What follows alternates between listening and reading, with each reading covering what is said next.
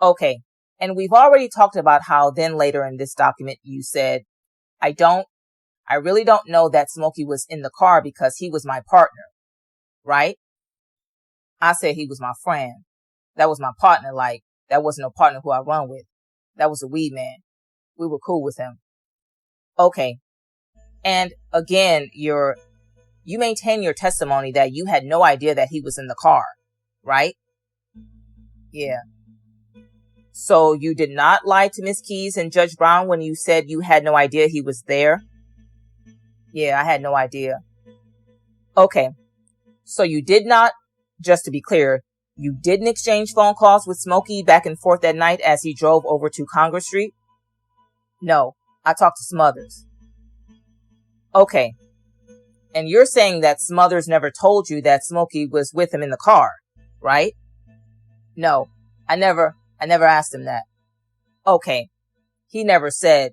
So you're on the phone with, just to be clear, you're on the phone, you said, with Smothers, right? What? The night before they got to Congress Street, your testimony is that you were on the phone with Smothers, right? Yes. And you're saying that Smothers, that you did not talk to Gregory Keys when they were driving over together, right? That's what I said. He just said that he hot where I'm at. That mean that he has something on him. I just talked to him. I didn't talk to nobody else. It wasn't Keys that told you that he was hot? No, I wasn't trying to meet up with Keys. Okay. Your sentencing hearing resulted in you getting 4 life sentences, right? Yeah. And that was a surprise to you, right? Yeah. But the judge also decided at your sentencing hearing that you needed to be put in maximum security, right? Yeah.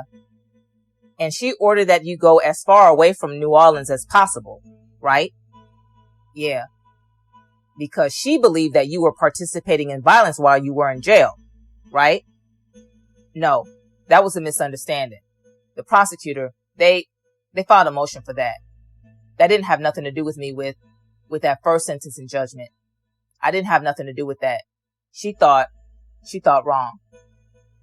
Okay, so you were not involved in violence in jail? No. Okay. I'm going to offer as defendants Lewis Exhibit N the joint motion to correct and unseal the judgment.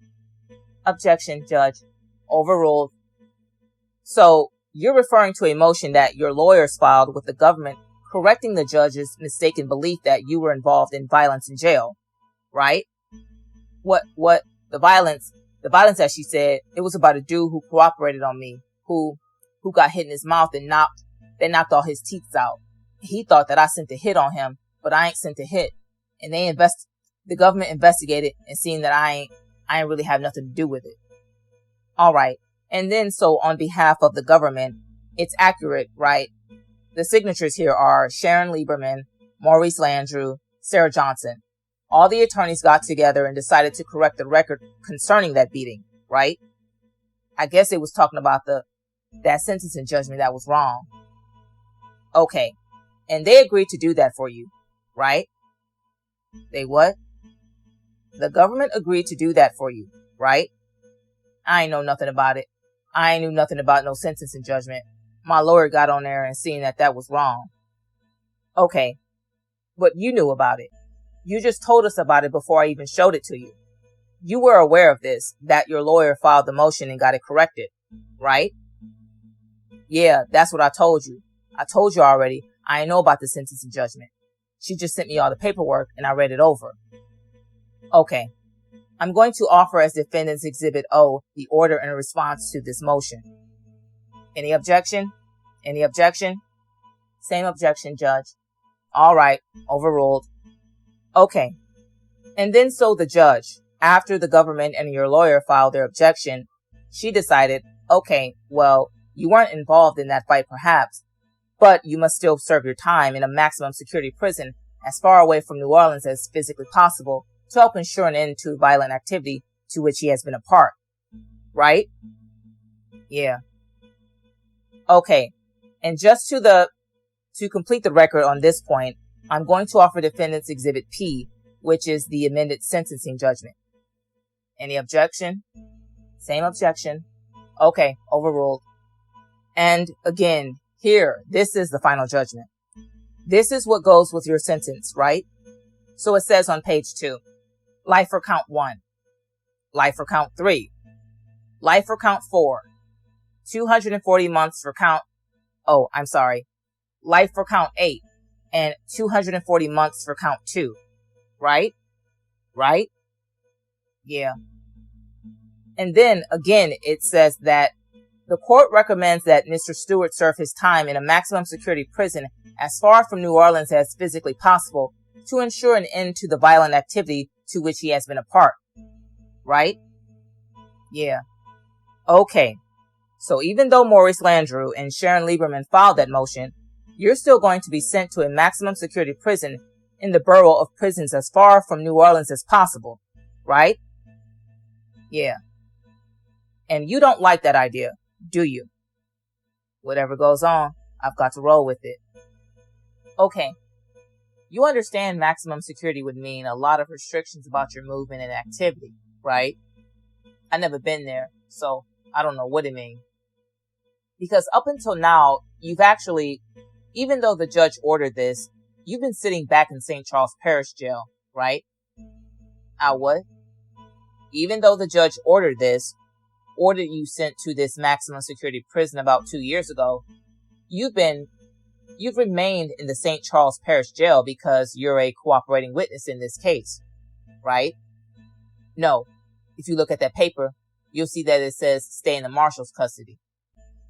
Yeah. So you're staying in the marshal's custody because you're a cooperating witness in this case, right? I'm cooperating with the government. It ain't just with this case.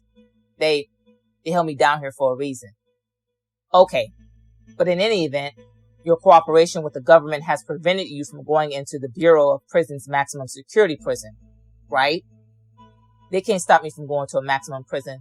It's whenever I'm finished with this, wherever I go, that's where I go at. You're going, right? Eventually, when you're done cooperating, you're going to have to go to a maximum security prison in the Bureau of Prisons, right? Yeah. Okay.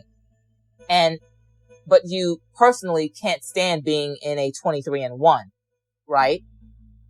Yeah. And can you tell the jury what 23-1 is? That's lockdown. That's lockdown. And you've ended up in lockdown lots of times while you've been at the St. Charles Parish Jail, right? Yeah. And you hate it, don't you? Yeah. You called Mr. Ollinger crying, almost crying, once you hated it so bad, didn't you? Yeah. And you said you can't stand being in a cell, right? Yeah. Okay. And so you really, really don't want to go to one of these maximum security prisons, right? If I go to maximum security, it ain't going to be 23-1. I can walk around the compound. Okay. So when I'm talking about lockdown, it's 23-1. That's different from what maximum security is. But you can't bear that, right? You cannot bear 23-1, right? As long as I come out the cell, I'm not tripping. I was mad because I was in the cell for nothing. Now, if I did something to go in the cell, I'm not tripping about that. I've been in a hole a lot of times. Okay. And a lot of those times you would call Orazio or call Mr. Ollinger to help you get out, right? No, I don't call him to get out. The only time I call him is when I have a problem, when they move me because of them. But other than that, it ain't because of that. When I talk to Orazio, that's business. Okay. But you've definitely called. I think you testified you called Mr. Ollinger almost crying, trying to get out of lockdown, right? I wasn't crying. I was mad. Okay. And that was to get him to help you get moved, right? Yeah, because I was in there for nothing. I was in there because they had me in the newspaper. That's why they moved me. And you know that if Mr. Ollinger calls up the St. Charles Parish Jail or the marshals, they're going to do what he says, right? No, they don't got no pull in St. Charles Parish. It's up to St. Charles Parish Jail for what they do. I had to write the warden and let him know that I'm going to be straight. I could go back on the dorm. And that's when they put me back on the dorm. It don't got nothing to do with them. Speaking of misconduct in St. Charles Parish Jail, when on direct examination previously, Mr. Rainier asked you about some marijuana that you were smuggling into the St. Charles Parish Jail. Do you remember that? Yeah. And the way that you were smuggling that marijuana into the St. Charles Parish Jail was to use your mother, right? I got, my mama gave me them shoes. She didn't have nothing to do with it though. Okay. So you got your little brother to take a pair of Reebok shoes, right? Were they Reeboks? I don't know what kind of shoes it was. I never seen them. That's what I'm saying. My little brother didn't have nothing to do with it. Judge, I'd ask that if I ask a question, he just answer the question, not that he go off on long explanations and non sequiturs. Well, sir, you can answer the question yes or no, but you can explain yourself as well. Proceed, Mr. Southern. So, you got your brother to take a pair of tennis shoes, right? My brother didn't have nothing to do with it. Okay. So who? Okay. Well, we'll get into that part in a minute. So you had someone take a pair of tennis shoes, right? And pull out the insole, right? Yeah. And then you had them hollow out a hole under the insole in the shoe, right? I don't know how it was. I never get the shoes to see how it was. Okay.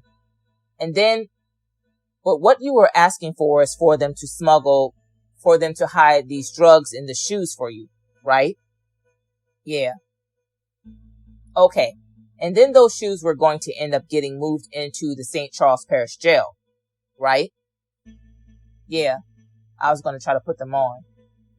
Okay. And you involved not just your mother in that scheme, but you also involved your lawyer, right? My lawyer ain't have nothing to do with that.